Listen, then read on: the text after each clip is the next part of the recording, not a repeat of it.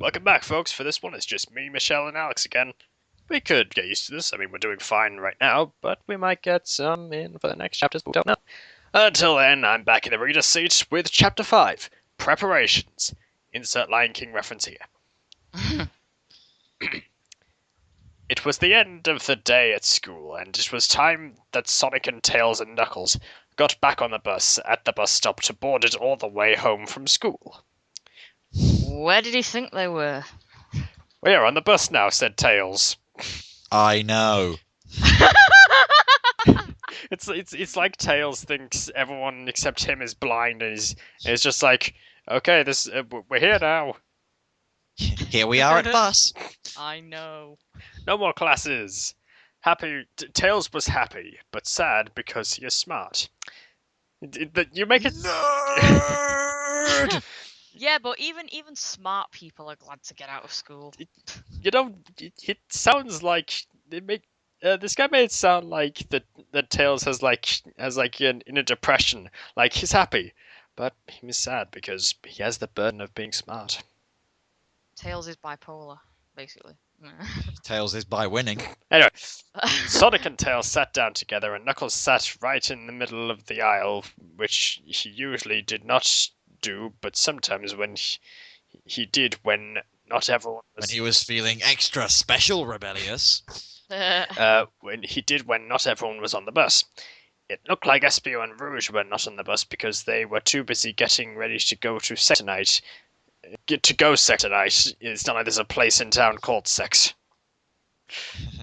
Probably is somewhere. We may have to do our research. Probably is in Brighton.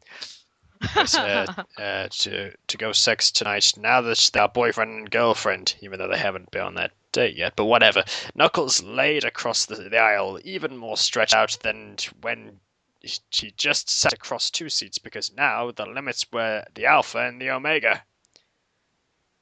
Draw me like one of your French girls, said Knuckles. How can we help Espio? Said Sonic to Tails. Tails responded, I don't know, and thought about it on the bus. As opposed to, outside. In fairness, it doesn't sound like he needs much help. I mean, he was touching her boobies a second after he asked her out. I'd say that's doing pretty well. The bus drove bumpy on the bumpful roads all the way home. Bumpful. And then they all got out at the bus stop that they normally got in the bus, just like always. Sonic ran out at the bus, and then Tails and Knuckles in order. Time to go home, said Tails. We're almost there. And they walked the rest of the way home. When they got home, it was dinner time, and Sonic was at a different home from Tails and Knuckles because they were all in different families, so they did not live together. And Sonic's mom made a dinner. Holy shit! Redundancy yeah. no jitsu. Did that have to be established? And Sonic's really? mom made a dinner. Not the dinner, but just a dinner. Oh, okay. Fair enough. A dinner of... What's for dinner tonight, Mum? Sonic's mom made Chinese food, and Sonic ate it, and at the end there was a fortune cookie. Bullshit! Bullshit! Why is he not eating chili dogs? Just because. Sonic's New Year resolution is to lose some weight. Yeah, I was gonna maybe say chili dogs aren't good for the itch. Maybe his mum put him on an all Chinese food diet or something. I don't know. And at the end there was a fortune cookie, and Sonic broke it open and ate the cookie part and kept the paper that was inside that held a magical fortune on it. Sonic looked at the fortune and read it to himself on inside of his head. The path to glory begins at the base of your friend's penis. Mm? What kind of fortune? Oh my! Mother, what kind of fortune cookie is this? It's a I hand wrote it myself. Why does it look like Times New Roman?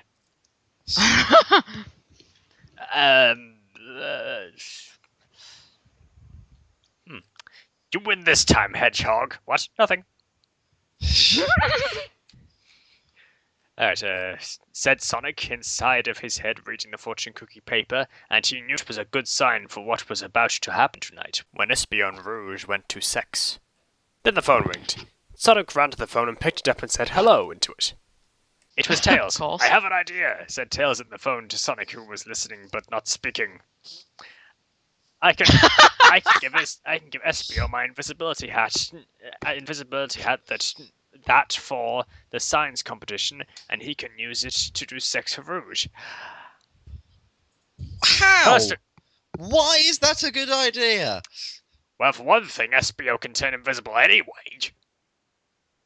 Yes. And two, they're already going to have the sex. So really, it's like I'm going to give him something to infiltrate her, well, so he can have sex with her. That's like getting a hostage situation sorted out, and then giving someone a gun, saying here's something in case the hostage tries to escape. Yeah, I could afford that better. Barry had that out. Oh shit, I am Barry. Anyway, also Wolf Job. Yeah, more wolf job. Wolf Job everything. Oh, and Barry, put a hat on that wolf. Of course. Everyone likes hats. Right. Especially Aaron. Oh! that was good. Okay. Sonic smiled so wide like the King of Fire, finding out he burned down New York City with only his fire powers. What? As opposed to his, I don't know, Godzilla powers. As opposed to that dragon form he wants. As opposed to all the other powers that he has. I am the King of Fire. How shall I destroy this city? Fire powers. Oh, honey, you always use fire powers. Well, I'm sorry. I just like fire, that's all. Sonic and Tails went to Espio's house later, which was not too easy to walk to normally for most people, but Sonic is super fast, so he ran there and helped Tails get there too, seeing as Tails is not as fast as Sonic. Bullshit! Have you ever played the original games? Can fly. They knocked on the house and Espio came out of the door. Here is my invisibility hat that you can use with Rouge tonight to make sex in. Thanks, but I can already turn invisible. End of chapter. No, seriously though. It makes it impossible to see and impossible to hear you when you're wearing the hat, or when someone who is wearing the hat wants you to also be impossible to see and impossible to hear. Huh? Hey? Screamed Tails, whose voice was a little hoarse from ordering food with lunch lady whose hearing was lost in an earthquake in her childhood. What? What? I didn't understand a single word of that. Basically, the hat makes someone impossible to see and hear, and the lunch lady lost her hearing in an earthquake.